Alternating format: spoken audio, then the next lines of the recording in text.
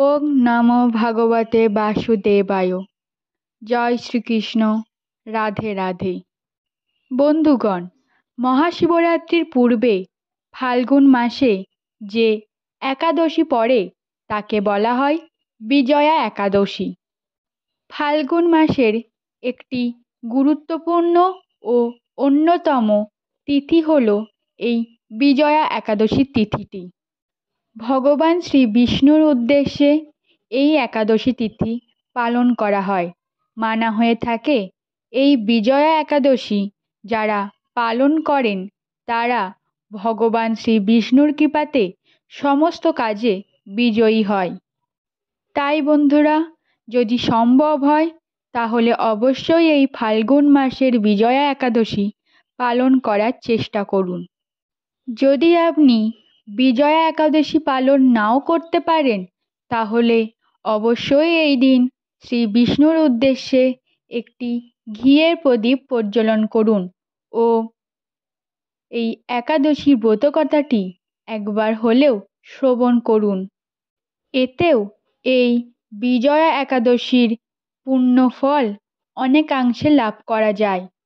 আর যদি আপনি এই দিন শ্রী বিষ্ণুর পূজা করতে চান তাহলে অবশ্যই একটি তুলসী পাতার মালা তাকে অর্পণ করুন ও একটি যে কোনো হলুদ রঙের ফুল ও যে কোনো হলুদ রঙের ফল অর্পণ করুন। সব থেকে ভালো হয় যদি আপনি শ্রী বিষ্ণুর পছন্দের ফল চাঁপা কলা বা কাঁঠালি কলা এবং প্রিয় ফুল গাঁদা যদি তার চরণে নিবেদন করেন। যদি আপনি এই একাদশীর ব্রত সম্পন্ন করতে চান তাহলে এই দিন অন্ন অর্থাৎ ভাত গ্রহণ করবেন না। এক কথায় বলতে গেলে এই দিন পঞ্চ রবি শস্য পরিহার করুন। এবং আপনার যদি বাড়িতে শ্রী বিষ্ণু বা রামের মূর্তি থাকে তাহলে অবশ্যই এই দিন তার পূজা করুন। এই প্রসঙ্গে আপনাদের জানিয়ে রাখি, এই বছর অর্থাৎ 2025 সালে বিজয়া একাদশী শুরু হচ্ছে 23শে ফেব্রুয়ারি রবিবার সকাল 10:29 থেকে বিজয়া একাদশী শুরু হচ্ছে এবং একাদশী তিথি থাকছে পরদিন অর্থাৎ 24শে ফেব্রুয়ারি সকাল 10:41 অবধি। যেহেতু উদয়া তিথি অনুসারে একাদশী তিথি পালন করা হয় সেহেতু এই তিথি আপনাদের আগামী দিন অর্থাৎ সোমবার পালন করা উচিত। একাদশীর ব্রত, উপবাস, পূজা অর্চনা সমস্ত কিছুই আপনারা সোমবার দিন করবেন। এই একাদশী যারা করবেন তাদের পারণের ক্রিয়া অর্থাৎ উপবাস ভঙ্গের ক্রিয়া হবে 25শে ফেব্রুয়ারি সকাল 9:59 মধ্যে। যারা কোনো কারণে এই একাদশীর ব্রত সম্পন্ন করতে পারছেন না তারা অবশ্যই চেষ্টা করুন এই দিন নিরামিষ আহার গ্রহণ করতে। আর চেষ্টা করুন এই দিন শ্রী বিষ্ণুর পূজা করতে। এবং আমরা সকলেই এই দিন যে কাজটি করতে পারি তা হলো এই বিজয়া একাদশীর ব্রতকথা তথা মাহাত্ম্য কথা শ্রবণ করতে পারি বা পাঠ করতে পারি। একাদশী পালনের আগে এই মাহাত্ম্য কথা শ্রবণ করা অত্যন্ত প্রয়োজন, কারণ আপনারা তবেই জানতে পারবেন যে এই একাদশী পালন করলে কী পুণ্য লাভ করা যায়। কেনই বা এই বিজয়া একাদশী পালনের কথা বলা হয়, এটি কিভাবে পালন করতে হয়। আশা করি এই বিজয়া একাদশীর মাহাত্ম্য কথা শ্রবণ করে আপনারা অনেকেই উপকৃত হবেন। শুরু করছি ফাল্গুন মাসের কৃষ্ণপক্ষের বিজয়া একাদশীর মাহাত্ম্য কথা। হে কৃষ্ণ করুণা সিন্ধু দীনবন্ধু জগৎপতে, গোবেশ গোপিকাকান্ত রাধাকান্ত নমঃস্তুতে। জয় শ্রীকৃষ্ণ। রাধে রাধে। স্কন্দ পুরাণে বিজয়া একাদশীর মাহাত্ম্য বর্ণনা করা হয়েছে। মহারাজ যুধিষ্ঠির ভগবান বিষ্ণুকে বললেন, হে বাসুদেব, ফাল্গুন মাসের কৃষ্ণপক্ষের এই বিজয়া একাদশীর মাহাত্ম্য আপনি আমাকে অনুগ্রহ করে বলুন। ভগবান বিষ্ণু বললেন, হে যুধিষ্ঠির, এই একাদশী বিজয়া একাদশী নামে পরিচিত। এই একাদশী সম্পর্কে একদিন স্বয়ং নারদ ব্রহ্মাকে জিজ্ঞাসা করেছিলেন। তিনি এই প্রসঙ্গে যা যা বলেছিলেন আমি তোমাকে এখন সব বলছি। এই পবিত্র পাপ বিনাশকারী ব্রত সকলকে জয় দান করে বলে এই ব্রতের নাম বিজয়া একাদশী। পুরাকালে শ্রীরামচন্দ্র 14 বৎসরের জন্য বনবাসে গিয়েছিলেন। সীতা ও লক্ষ্মণের সাথে তিনি পঞ্চবটী বনে বাস করতেন। সেই সময় লঙ্কাপতি রাবণ মাতা সীতাকে হরণ করেন। সীতার উদ্দেশ্যে রামচন্দ্র চতুর্দিক ভ্রমণ করতে শুরু করেন।